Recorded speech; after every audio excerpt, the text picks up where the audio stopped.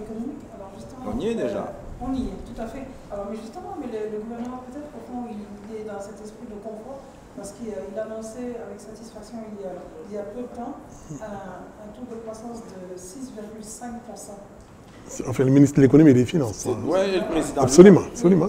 Et le président lui-même. Et le président lui-même l'a repris aussi. Mais alors, c'est là la contradiction. Si tu as 6,5 alors que tu prévoyais d'avoir 5,5, donc tu as un point de plus. Un point de plus, ça fait bon an mal an. Qu'est-ce que ça signifie? Ça devrait signifier, normalement, si ce qu'il dit est vrai, mais je crois que c'est faux, je reviendrai là-dessus, à peu près 15 à 20 milliards de recettes supplémentaires non attendues qui viendraient de l'activité économique. C'est ça que ça signifie dans notre économie. 15 à 20 milliards de plus. Oui, d'abord, pas uniquement ça, mais au moins ça. C'est ça que ça veut dire. Et donc, il est quand même dans une meilleure position pour traiter les demandes des enseignants, ou en tout cas également de ne pas diminuer les oui, mais il n'y a pas que les salaires aussi, il n'y a pas que les salaires, il y a l'investissement aussi. Hein. Oui, mais en tout cas, ceux-là, ils sont là. Et ils ont pris des engagements quand même. Je pense qu'ils leur doivent à peu près 24 milliards ou 26 milliards. Au moins. Ce qui fait qu'il y a la grogne, enfin plus que la grogne d'ailleurs, il y a ces grèves-là à répétition dans le secteur éducatif, qui est un secteur fondamental, en tout cas pour qui veut parler de l'émergence. Donc, mais en fait, moi, je ne crois pas beaucoup à ce chiffre-là. Je l'ai déjà dit, pour plusieurs raisons. L'évolution de la masse monétaire, quand on l'a regardé sur 2 ans, ça ne correspond pas du tout à peu près à ça. Ensuite, ce qu'ils ont dit, c'est que c'est l'agriculture, la pêche, la pêche avec les grandes entreprises et la reprise des ICS et de la SAR qui porterait donc cette croissance-là. Moi, je reste dubitatif, même si la NSD a sorti plus tôt, au milieu du référendum, ce chiffre. On a convoqué le FMI, ça sont les méthodes d'Arndouba, il fait de la communication. Peut-être c'est vous qui avez formé d'ailleurs. Et donc... il aurait probablement mieux communiqué.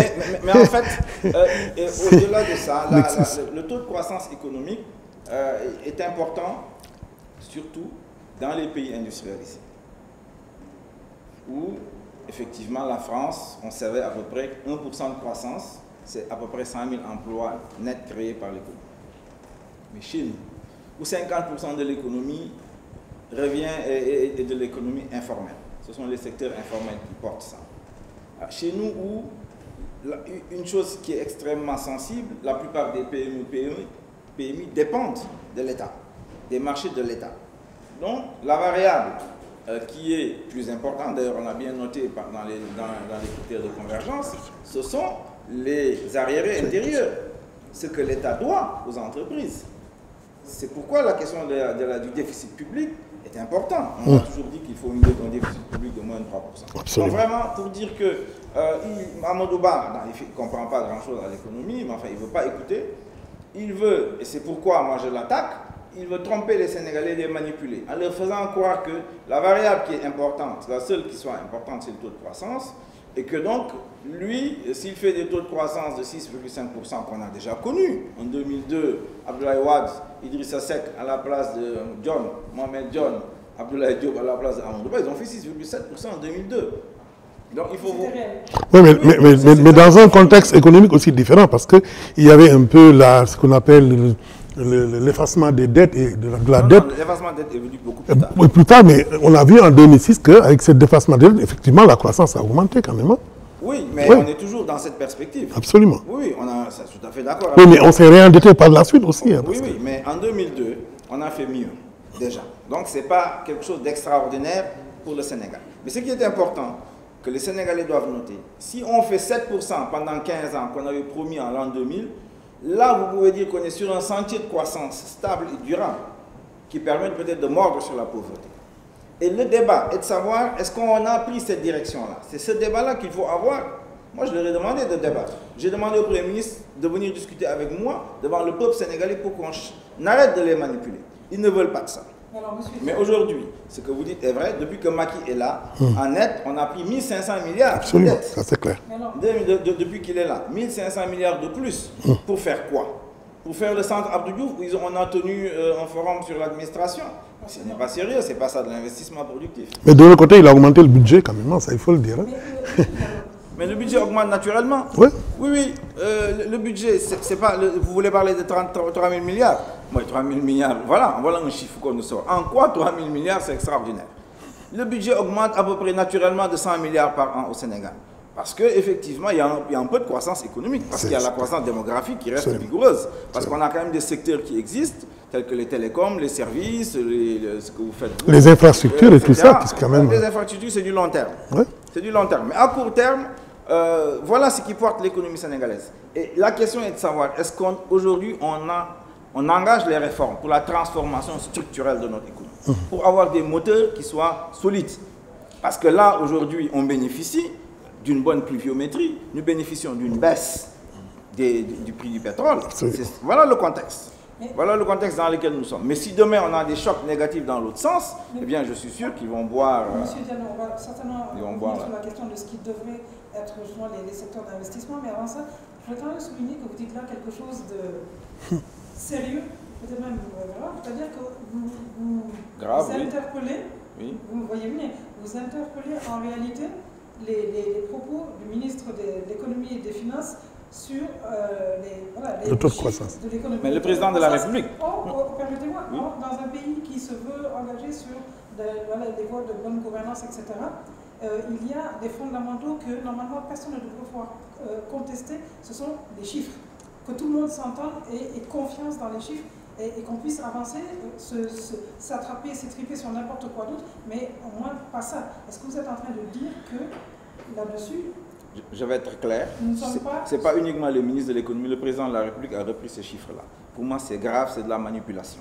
6,5% en 2015, ce n'est que de la prévision au 31 décembre 2015. Oui, le FMI a dit à peu près ça aussi, hein, en disant que dans la zone du Sahel, on aurait à peu près 6,6%. La NSD, oui. La NSD sort d'abord des chiffres provisoires, semi-provisoires, semi-définitifs, définitifs. Le chiffre de 2002 dont je vous ai parlé, il est définitif. Très bien. Combien de temps après? Les chiffres définitifs, ils sont combien de temps après? Juste pour avoir une idée, c'est combien de temps est-ce que les chiffres qu'on nous donne provisoires sont utilisables? Donc quand on est déjà au niveau de semi-définitif, semi-provisoire, c'est dans un an et demi, on sait à peu près. Là, on est à peu près sûr, même s'il corrige, c'est vraiment d'un centième de pourcentage. Donc on a un ministre qui nous dit que ça peut être de la communication. Non, mais d'ici quelques mois, on y verra clair, on y verra plus clair. C'est clair qu'à partir du mois de juin, on verra bien. Il y a d'autres grandeurs. Il y a les grandeurs monétaires avec lesquelles qui nous permettent donc de faire un peu ce travail-là pour voir la solidité de ce qu'il dit. Il y a les finances publiques. Comment tout cela se comporte. Et également, on pourra aller dans le réel, voir effectivement quels sont ces secteurs qui les ont portés. Et pour parler trivialement, qui a mangé cette croissance économique-là? Est-ce que ce sont les salariés? Est-ce qu'on a créé des emplois? Parce qu'on ne les voit pas depuis 2 ou 3 ans, 4 ans depuis que Macky est là. En gros, y compris si on met même les gens qu'on doit former dans le cadre du projet de la formation professionnelle, les 10 000, plus les 10 000 de l'ASP, ces agents de sécurité de l'État, eh bien, si vous mettez tout cela ensemble, Macky Sall n'a pas créé 70 000 emplois, alors qu'il nous avait promis 75 000 emplois par an. Par an, il en avait promis au moins 300 000. Et je vous questionne à ce moment-là, et je dis, c'est ça les vrais problèmes. Est-ce qu'il est en train d'investir dans la bonne direction? Moi, je pense que non.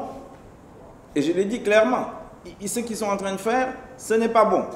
Au départ, je suis d'accord avec eux qu'il fallait effectivement faire attention à ce que Wade a fait, empêcher effectivement qu'il y ait une dérive budgétaire. Absolument.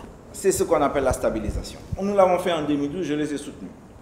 Mais à partir de là, ils sont allés dans n'importe quelle direction. Lorsque Tigo nous a donné 50 milliards de francs CFA, c'est tombé comme ça. Au lieu de l'utiliser à bon escient, ne serait-ce que pour chercher à terminer l'aéroport de Niasse, qu'ils ont commencé eux-mêmes avec Abdoulaye Wade, au moment où ils chantaient les louanges d'Abdoulaye Wade, je veux dire Macky Sall et son Premier ministre, eh bien, ils ne l'ont pas fait. Et aujourd'hui, on a dépensé 500 millions d'euros dans cette affaire-là. On ne sait pas quand est-ce que ça va finir. Sénégal Airlines boit de la tasse. Enfin, c'est pire que ça. Ouais. On a mal investi. L'économie ne prend pas la bonne direction et tout le monde le sent. Une dernière tout le monde question est fatigué dans ce pays. Alors, les PME, PMI, et n'en parlons pas les gros. On parle justement des opportunités d'investissement, de secteurs porteurs.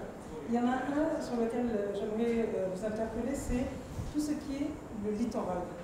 Le Sénégal a un magnifique littoral. Parlons d'abord du littoral de la région de Dakar. Travers le monde, partout, les littoraux sont des bijoux. Des bijoux, des opportunités d'investissement pour l'industrie hôtelière, etc. pour qui vont générer des taxes, obtenir de l'emploi, etc.